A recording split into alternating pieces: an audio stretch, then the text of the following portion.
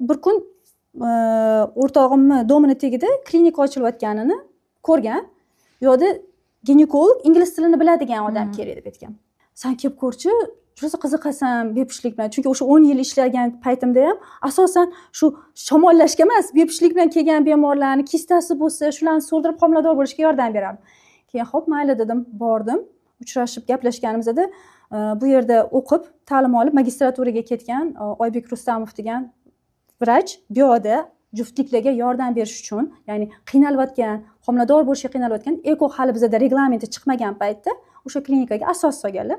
Ular aytganlarki, sizni ishga olaman, faqat shartim bor deganlar. Shartlari shu bo'lganki, siz o'zi ginekolog ekansiz, mana 10 yillik stajingiz bor. Endi odamlar 10 yil stajida ko'p narsani bilaman degan fikr ham bo'ladi. Aytganlarki, siz oppoq varroq ochishingiz kerak deganlar. Oppoq varroq, mana shu men beradigan bilimlarni o'sha yerga sekin joylashtirasiz va sizda miyangizda moddiy tarafdan nima deydi?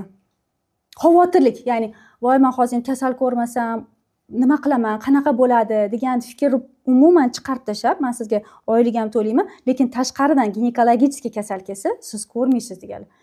Bo'sh o'tirsangiz o'tirasiz, o'sha bo'sh o'tirganingiz reproduktologiyaga oid bo'lgan kitob o'qiysiz, maqolalarni o'qiysiz va birgalikda dars qilamiz. Sizga chet eldan vrach olib keltiraman deganlar, Leticia Burgos degan vrach olib keltirishgan va o'shalar bilan ishni boshlaganmiz.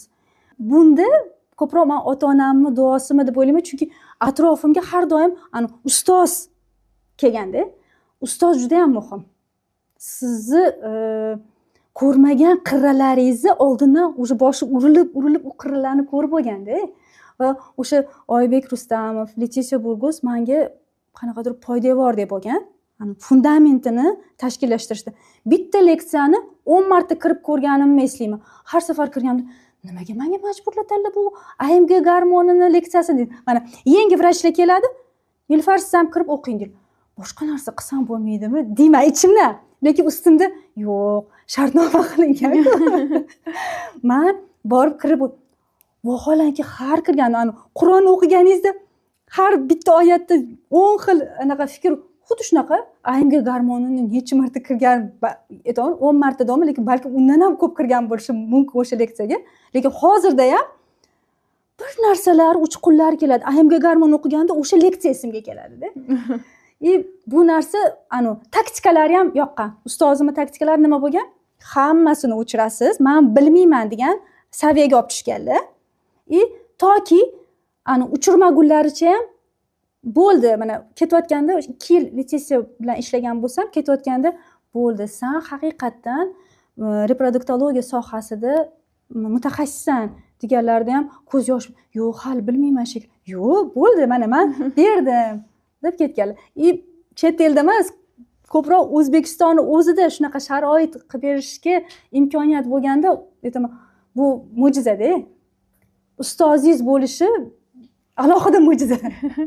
Suhbatimizni boshida aytdingiz-ku, bilmayman deyish bu eng katta bilimli eshigi deb. Chunki bu anaqada tibbiyotda ham isbotlangan. Siz eshik ochasiz. Agar men to'laman desangiz, mana stakanda men to'laman desangiz, unga suv sola olmaysiz. Men bo'shman deganingizdagina o'sha joy sekin tomchi to'ladi.